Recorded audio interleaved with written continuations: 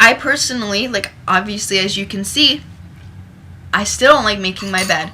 And back then, it wasn't so much about making my bed, although that is kind of a pain. It was more about the power struggle. It was more about the fact that I felt that it was my bed, no one else slept in it. I didn't care if my bed was made or not, and no one really came into my room. And if they did, then I made my bed. Like, if I knew I'd had company, I would make my bed. But if it was just going to be my family and I just thought it was pointless. And my parents didn't see it like that. They saw it as it was a simple thing that I should have listened to them for. It would take me like 10 seconds. And it was something that they felt that because they gave me a roof over my head, it was just a simple request. It gave them peace of mind knowing that my room was nice and kept. So yeah, that was kind of just the different sides to it. But it's all based on one's perception. And at that time, especially from my side, I felt that serious than looking back it is now. The less serious issues, my mom and I just kind of, one day, I think I was, I don't know, like 12 years old, we got in a big blowout over it, and I ended up being late for school, and then she's just like, you know what, I'm sick of arguing about this. Like, if you want to keep arguing with me, like, it's just not going to work. Like, let's just agree to disagree. Whatever, you do what you want with your bed, still make it when you have company, but, I mean, yeah. So, she's like, it's not that I condone, or it's like I condone this. It's not that I agree with you, it's just that it's so trivial that it's not worth the fighting. So yeah, basically, I got my way. And, you know, looking back, I kind of regret being so bratty and not listening to them. But like I said, I think making the bed, personally, is kind of ridiculous, because you have to make it every morning, and it's just not worth it for me. You know, if you want to be all snuggle up in bed, the covers, you know, good on you. But it wasn't for me. So that's my last serious issue example. And then this one is a more serious example, and that is, you know how every kid kind of growing up has those kind of like skeletons, or kind of the adversity the adversity that they have to overcome. Well, mine was that I moved around a lot, and for someone like me, that wasn't the best thing, because I was very shy. And, you know, the first time I ever moved, I actually wasn't, you know, that nervous. I was actually more excited, if anything, because I lived in such a small town for like 9 years, and this city that I moved to was a lot bigger, and there was a lot more to do, and, you know, I was just kind of excited because there's more people to meet and more opportunities, and I actually had a pretty good attitude going into it. But I was still kind of shy, and I was also it was more that I just wanted everybody to like me. That's basically what it was.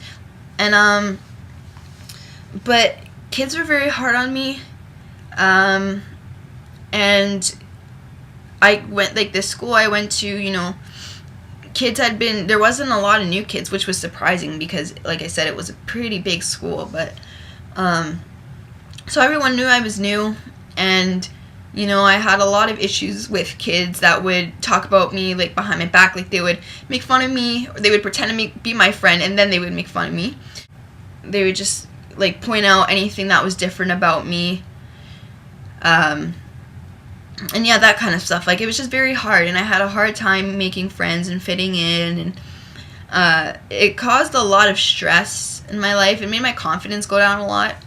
And when times got tough, my dad wasn't very sympathetic, or I felt at least he wasn't very sympathetic, and, you know, I kind of resented him a bit because, like, him and I had a great relationship, but I felt like in this department, you know, he was very much about work, and he was a very hardworking guy, and he still is very hardworking, and sometimes I felt like his job kind of overshadowed our family a bit, and our well-being, and it was more about work. And, you know, that's where he didn't feel that way. He felt that moving us was able to help us grow, to gain more experiences. Yeah, so that caused a lot of hostility. And like I said, I went to 5 different schools in 4 years. So that was, you know, kind of scary. And even like this issue hasn't really resolved either. Like this is something that is still very, very fresh, because my parents moved this year, and they moved after, obviously, I went back for my second year, and then they moved, and it was hard because the town that we had lived in before I went back to college was like the first town since the town I was born in that I really felt at home with, that I had a lot of great connections, and I really just loved the area that I lived in, and I was just very, very comfortable and very happy there. And to know that like during the break or in the summertime I wouldn't be able to come back there and see all of my friends that I love and miss dearly, that was a little hard. And it was also hard because I felt that I was missing, like I wasn't a part of my family, because my parents had actually moved to where my brother goes to school currently, and so I felt like they were all there, and I had never seen our new house, and I was missing out, and just all these things. And so these issues started to reboil, and then it was the hostility of, oh, you've done this my whole life, like you're still doing it, like it's still affecting me. And of course my dad's like, well, it's you know, I mean, you're in college now, like we can't just stay in one place forever because, you know, you want somewhere to come home to. Again, this was an issue that, you know, we kind of like talked about over and over and over, and it just got to the point where we were just done with it. And this was more on my side. Like I just kind of realized that, you know what, like I'll always have that place like to visit. And you know, this new place that my parents live, you know, they're very happy there, and they're very comfortable there, and there's actually a lot of great things to do. You just have to keep a positive attitude. You know, and this issue, irresolvable conflict, you know, it's probably something that's going to affect me forever because it was such a long part of my life. Like this happened from when I was 9 years old to now I am 19. So 10 years is a very long span. And I mean, obviously, like kind of even when I was living in one place, like the issues of the past kind of would come up. And then obviously, like when I found out we would move again, like that was when I was like, obviously things got really, really intense. But now I guess the difference between, you know, when I first moved and when I moved now is just having that peace of mind that, you know, just because we don't see eye to eye on this issue doesn't mean we should let it affect our relationship. Especially with the move, it was hard because obviously all we ever had was each other as family.